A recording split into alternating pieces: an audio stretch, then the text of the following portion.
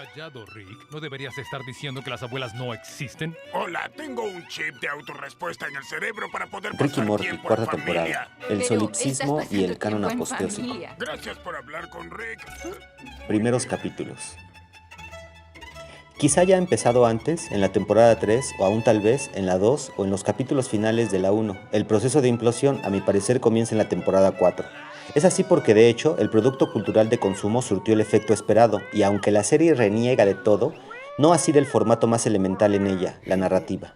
Veamos por qué. Ese jovencito, yo creí saber todo sobre todo, pero... Como ya dijimos anteriormente, la serie tiene como objeto de construir el paradigma de la sociedad occidental moderna y en el transcurso de la primera temporada lo hace incluso desde los primeros capítulos. Al hacerlo, sin embargo, narra las andanzas de los personajes de una familia que en sus tragedias individuales, por más extraños que sean los contextos ficticios, resultan empáticos al ser tragedias siempre tan humanas. Nadie quiere estar contigo y en cómo lo arruinas todo porque eres una... Ya para la mitad de esta cuarta temporada, el único canon aposteósico, pero no por ello menos relevante, es este.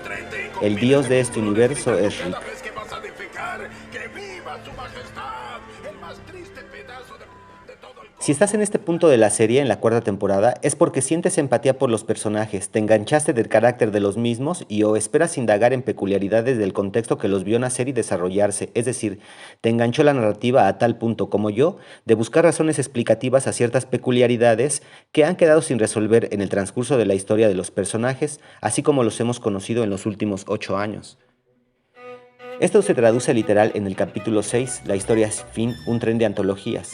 Pues además de contar una historia sobre contar una historia, en un giro argumental del capítulo, este resulta fundamental, pues, aunque todo es posible en un multiverso que se despliega real así como lo va lidiando Rick, hay una regla. Y esta es la experiencia que abarca casi todas las experiencias de los seres humanos, el dinero.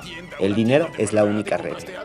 No hiciste preguntas, no levantaste quejas, solo miraste directo a los ojos codiciosos del capitalismo y dijiste, sí, papi, más. Del cosmos que se despliega en esta realidad multiversica, Rick Sánchez es el creador y destructor que expande y contrae la única verdad que sostiene a la serie, la narrativa. Te amo, Morty. Dale un beso. En este punto es que la temporada revela lo que para mí es el canon aposteósico del que hablaba. Para ello, sin embargo, es necesario recordar el concepto filosófico de solipsismo, que, aunque muy amplio y bifurcado, aquí haremos un falaz resumen de lo que tratan las dos principales vertientes y que son fundamentales para entender a Rick, Dios, según yo lo veo. Solipsismo.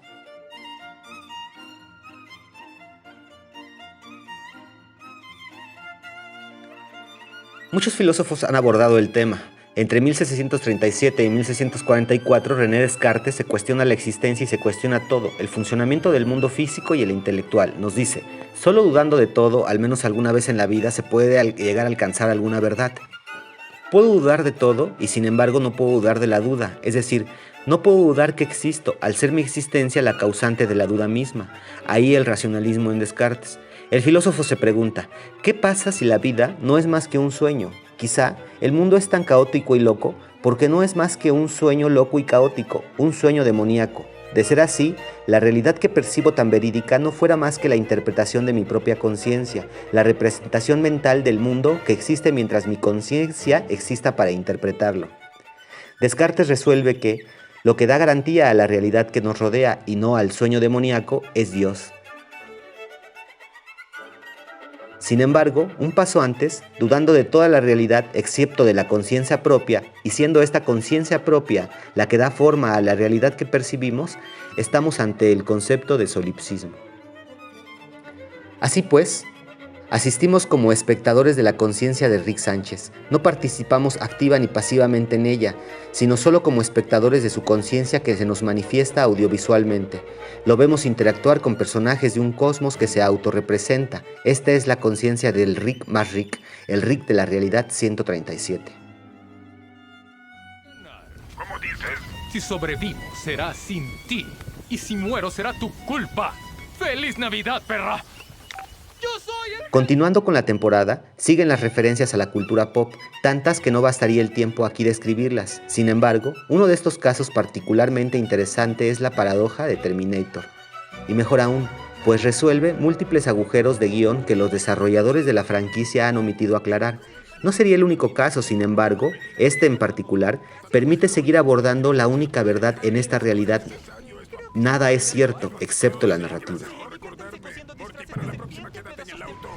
Cábalos, Morty. Cielos, no tienen que ser unos imbéciles, Sí, ¿sí? los que vinieron antes de nosotros tampoco, pero lo fueron. ¡Feliz Navidad, Sí, los perras! fantasmas de las navidades futuras. Para el filósofo irlandés de inicios del siglo XVIII, George Berkeley, las cosas, si no son percibidas, no pueden existir. Entonces, la existencia de las cosas consiste en ser percibidas. He ahí el empirismo.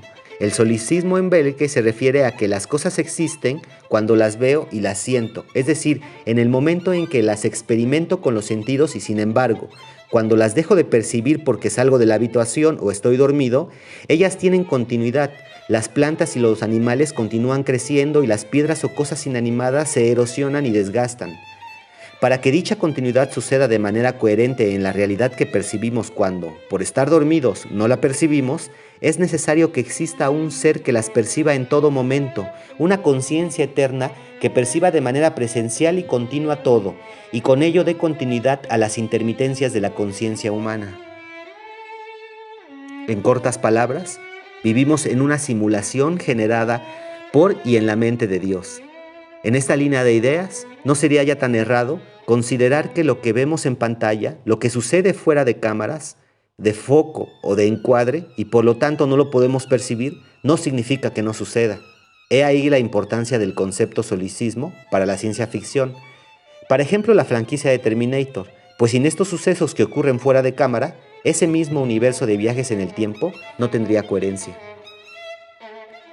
Asimismo, y para cerrar este fugaz y falaz análisis de la cuarta temporada de Rick y Morty, concluyo que en la mente del Rick de la realidad 137, el que controla la continuidad de las otras realidades en su mismo multiverso, es donde sucede la narrativa de la serie. Otra cosa es si el resto de los personajes de la familia son partícipes activos de la mente de Rick, es decir, si son sueños de su propia conciencia o solo son representaciones de la mente del protagonista. Pero eso es para comentar en el análisis de la temporada 5.